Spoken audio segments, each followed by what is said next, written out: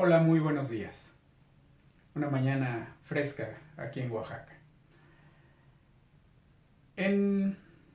Cuando se habla de educación, siempre surge la siguiente pregunta que es, ¿y cómo me sirve la educación?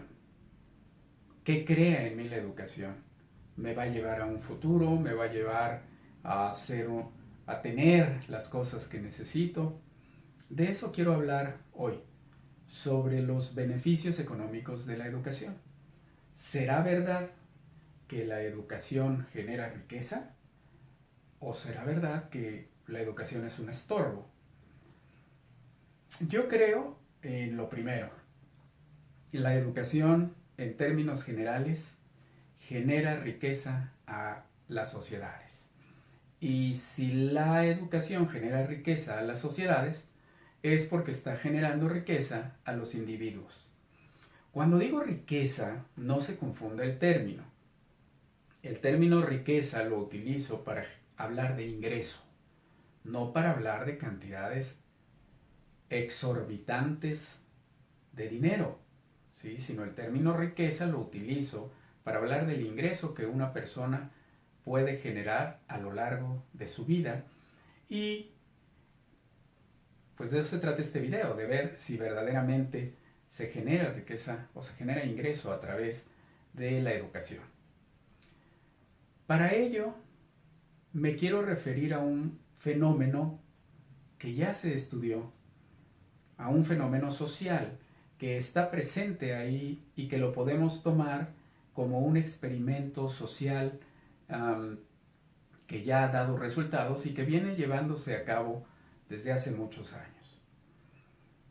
Las comparaciones son a veces necesarias porque si ya hay algo de donde ir a extraer información y que nos pueda servir de referencia, pues hay que hacerlo, hay que tomarlo. En este caso voy a utilizar un fenómeno, un experimento social que se llevó a cabo tal vez de manera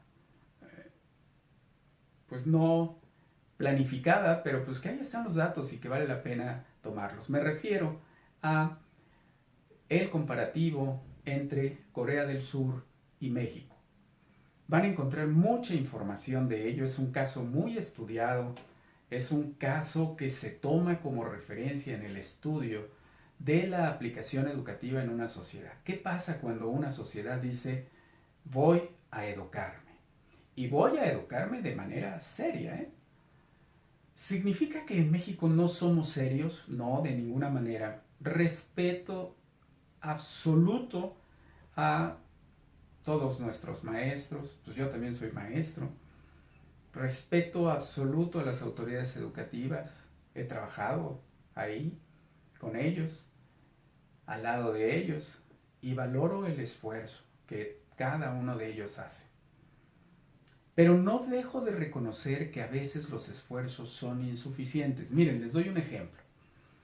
Hablemos de una materia que despierta muy pocas pasiones, el inglés.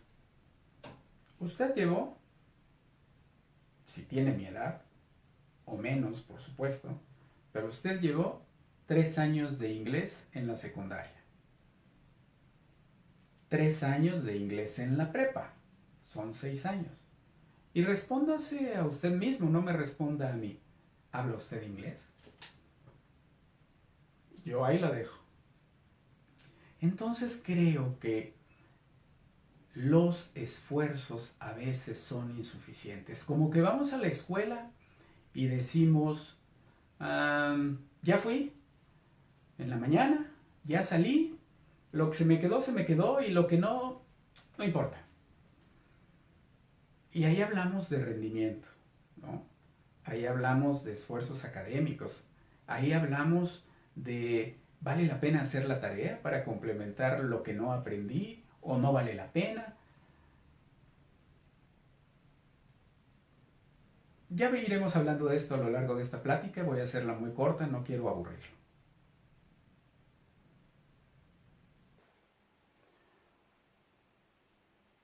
Desde principios de los años 70, los estudiosos de la economía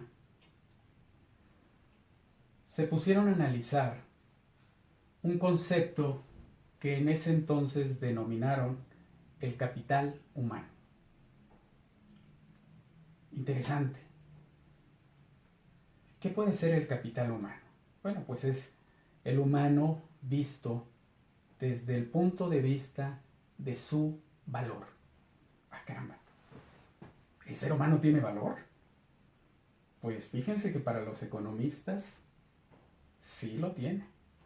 Porque el ser humano, hay que olvidarnos, que empezó a ser subvalorado o valorado a partir de la revolución industrial, dependiendo de cuántas máquinas podían sustituirlo. Es decir, a partir de la producción y de la productividad. Si una máquina llegaba y reemplazaba a 10 personas, pues las personas, ¿sí?, iban a valorarse dependiendo del valor de la máquina. Divido la máquina entre el número de personas que hagas en el trabajo y eso generaba un valor. Por supuesto, no estoy aquí diciendo que eso sea correcto. Éticamente, un humano, o desde el punto de vista moral y ético, el ser humano no tiene valor. Por supuesto que no. Pero desde el punto de vista de la economía, en algunos libros que he consultado, así lo tasaban. Sin embargo, ¿qué pasaba con aquel que había estudiado algo de la salud y que decía, oye, espérate, si se te enferma uno de esos humanos, yo te lo curo, el médico? Por tanto, mi actividad vale más, ¿sí? Y lo mismo decía el artista, espérame, cuando ellos salen de trabajar, yo los reconforto, mi actividad es placentera para ellos y los mantengo sanos, ¿no? Ah, bueno, sí, mentalmente, claro, por supuesto. Y el médico igual, yo te los mantengo sanos. ¿Y qué dijo el capataz o el carpintero o yo no sé, el herrero con su profesión? Yo puedo hacer que esa máquina mejore, ¿sí? Yo puedo hacer que esa máquina no se descomponga y cuando se descompone los operarios no te la van a arreglar, sino que soy yo, el operario, aquel que la arregla. Por tanto, yo también valgo más. Y empezaron a estudiarse unos conceptos denominados el capital humano, donde lo que quería decir era que había diferencias de tipo económico en función de la productividad de cada persona. ¿Y qué hacía la diferencia? El estudio. Si una persona estudiaba para ser médico, en teoría, sus estudios le hacían ser más valioso para el empresario, porque hacía que los demás trabajadores, si se enfermaban rápidamente, regresaran a laborar, o bien, si hacía lo necesario para que no se enfermaran, pues no había pérdidas. Minzer, un estudioso de todo esto, dijo en los años 70, no es el único, ¿sí? Y esta fórmula viene de entonces y ha sido refutada inclusive, y hoy le han agregado o quitado cosas, pero básicamente lo que dice es, mira, tu ingreso total va a estar en función, fíjense que es una suma, y esto únicamente quiere decir los años de estudio que estés en una escuela, ¿sí? Si tú te preparas, vas a ir acumulando conocimientos. Y esos conocimientos van a hacer que valgas más. Desde el punto de vista económico. Es decir, que tengas mayor ingreso. No se confundan. Esto no es un tema, no es una discusión moral. Es un tema de economía.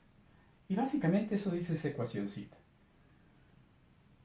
¿Esto se alarga hasta el infinito? Pues no, porque somos finitos. Llega un momento en que también tenemos que trabajar, pues vamos a tener una vida productiva y después esto se acaba, ¿verdad? Pero en tu vida productiva, si tú te sigues preparando a través de estudios formales o informales como son las capacitaciones, pues vas escalando lugares dentro de la sociedad. Es la ecuación de Minzer, o Minzer, no sé cómo se pronuncia, pero la pueden ustedes buscar, denle en internet y la van a encontrar, o si estudiaron economía, pues por supuesto que ahí la van a ver. Ahora bien, ¿alguien ha analizado esto, o alguien lo ha aterrizado, o alguien ha comprobado que de alguna manera esto es cierto?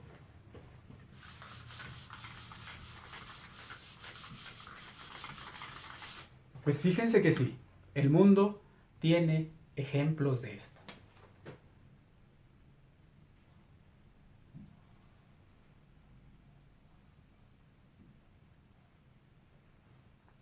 Situémonos cuando yo era niño, que es de lo que sé. 1960. Dos países. México. Corea del Sur. Diferente, sí. México, un país gigantesco comparado con Corea del Sur. Para que se den una idea, Corea del Sur, si mal no recuerdo, tiene un territorio de 99,000 kilómetros cuadrados. Para hacer la comparación, Oaxaca tiene 93,000 kilómetros cuadrados. Para que se den idea, es un país pequeño, sí. Y lo cual implica retos, ¿sí?, diferentes. Pero el fenómeno social por el que me estoy refiriendo creo que cabe perfectamente bien aquí. Para los años 60, 70 tal vez, ambos países compartían una media educativa. Tercero de primaria. ¿Vale?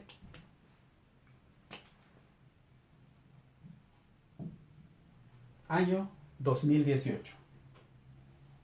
Bueno, o 19, porque esto ya es ahora. Corea del Sur. Promedio educativo.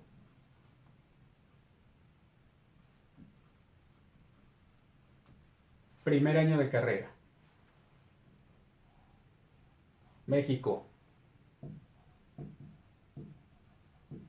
Primer año de secundaria. Ok. Estoy comparando niveles educativos. ¿Sale? No quiero meterme en esas discusiones, es que es más complejo, es que es un territorio muy amplio. No, nada más a las cifras, ¿sí? Tampoco estoy diciendo que nuestros queridos maestros hayan hecho mal las cosas o que sean las autoridades educativas quienes hayan hecho mal las cosas. No, no, no, no, no, no.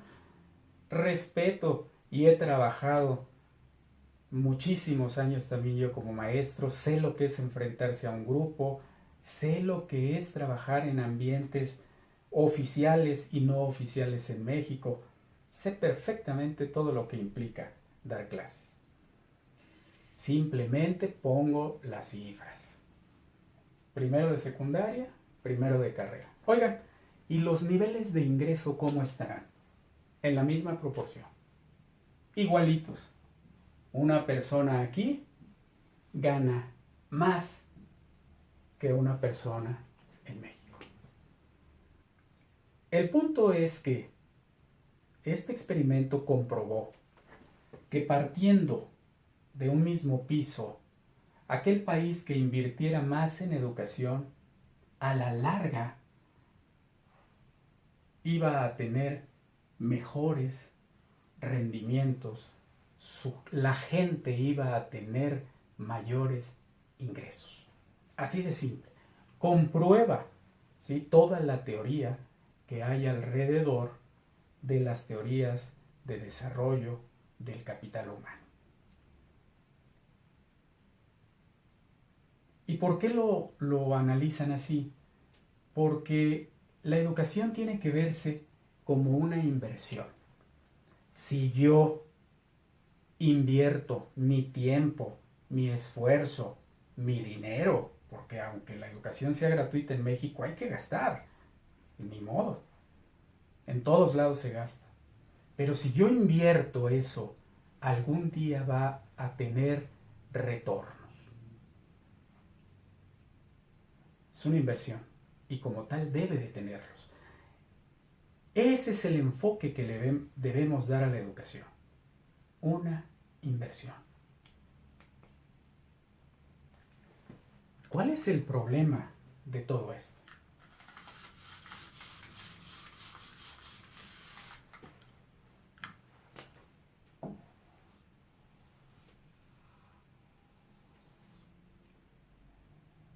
¿Qué tan eficientes somos en el tema educativo?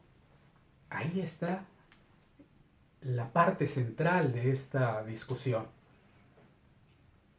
¿Cuántos niños entran a primaria comparados con cuántos jóvenes llegan a una carrera? Ya no hablemos de maestrías, ¿eh? Se cumple este triángulo. Muchos niños entran a primaria en nuestro territorio y muy pocos generan o llegan y se gradúan de una carrera. Ese es el problema. ¿Y por qué es un problema? Porque aquellos graduados de carrera son capaces de generar tecnología con sus conocimientos. Tecnología que se pudiera convertir en patentes, ¿sí? En inventos que pudieran traerle ingresos a las personas que lo inventaron. Ese es el punto del estudio. La transformación de una mente para que pueda a la vez transformar un país. ¿En qué carrera? En todas. En todas las carreras existe innovación. En tecnología, en biología, en educación, en alimentos, en medicina, en todas las carreras. Pero ¿qué pasa si son muy pocos los graduados? Porque si esto lo viéramos así, pues todas estas personas abandonaron la educación, se salieron en algún momento. Y estos poquitos que sí se graduaron no son capaces de detonar la transformación que el país requiere. ¿Cuál es la diferencia entonces con otros países? Y concretamente, hablando de Corea, que también hay abandono escolar, ¿sí? Pero vea el número de graduados y de posgraduados, ¿sí? Porque los estudios no terminan nunca. Mentira que terminan con una carrera. Mentira que terminan con una maestría. No se termina nunca de estudiar porque este mundo cambia todos los días. Porque este mundo tiene retos todos los días. Y estos graduados en otros países han sido capaces de transformar la realidad económica del país a través de sus inventos. Ahora mismo estoy grabando este video con un teléfono Samsung que es coreano. Estoy seguro que si usted voltea a ver, ahí en su oficina, en donde esté escuchando esto, hay un producto coreano. ¿Quiere decir esto que llovieron ideas ahí en Corea y la gente las aprovechó y las transformó? No, pues eso no sucede. Sucede que fueron capaces de encontrar una solución a un problema, convertirlo en una patente, transformarlo en un producto. Y hoy usted lo tiene en las manos. Estoy seguro que usted maneja un coche que tiene componentes coreanos. Es la educación la que transforma. Es la educación lo que genera riqueza en un país. No es otra cosa. Interesante.